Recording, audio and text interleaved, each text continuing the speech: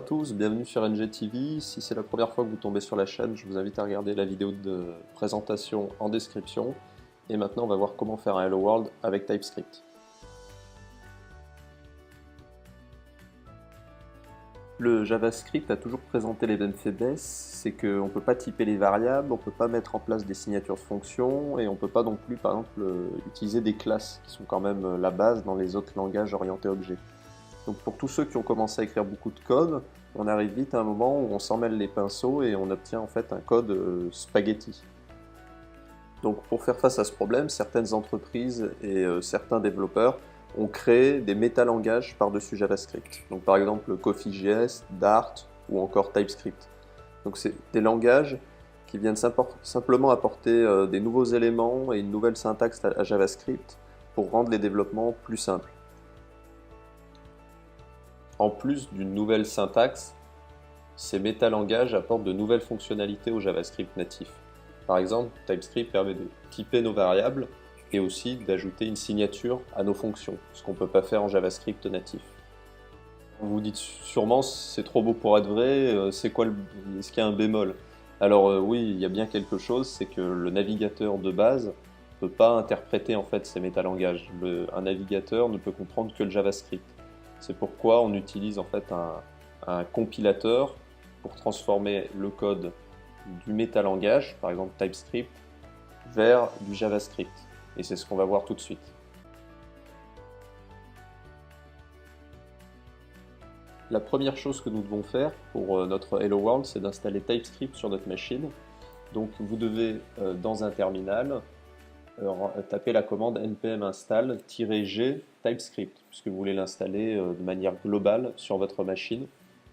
Donc moi je l'ai déjà installé, donc ça va être assez rapide, mais chez vous, si vous ne l'avez pas, ça prendra sûrement un peu plus de temps. Ensuite, vous devez vérifier le numéro de version avec la commande tsc-v.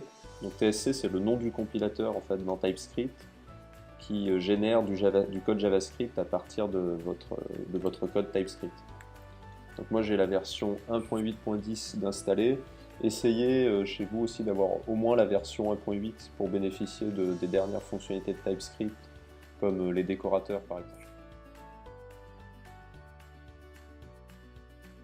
Ce que je vous propose maintenant, c'est de créer votre premier fichier TypeScript, donc vous pouvez appeler test.ts et vous copiez-coller le code qui s'affiche à l'écran, donc je l'ai mis en lien dans la description.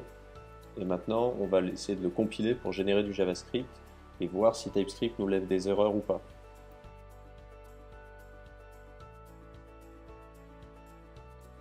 Pour compiler notre fichier, on se rend donc dans la console. Et on tape le nom du compilateur, donc tsc, suivi du nom du fichier TypeScript qu'on veut compiler. Donc nous, il s'agit de test.ts, et on lance la commande.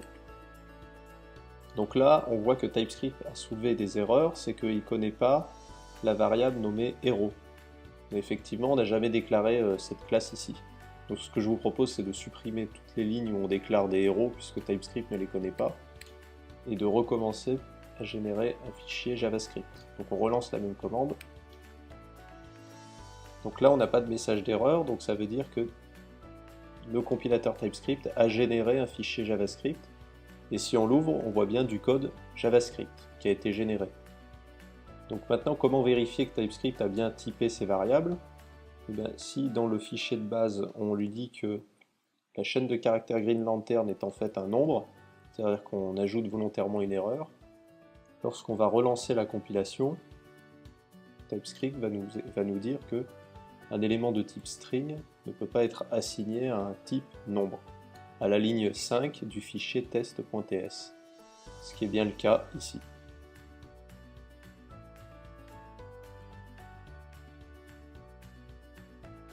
Voilà, la vidéo est à présent terminée. Je vous mets en description un lien vers l'article du blog qui détaille tout ce qui est expliqué dans cette vidéo.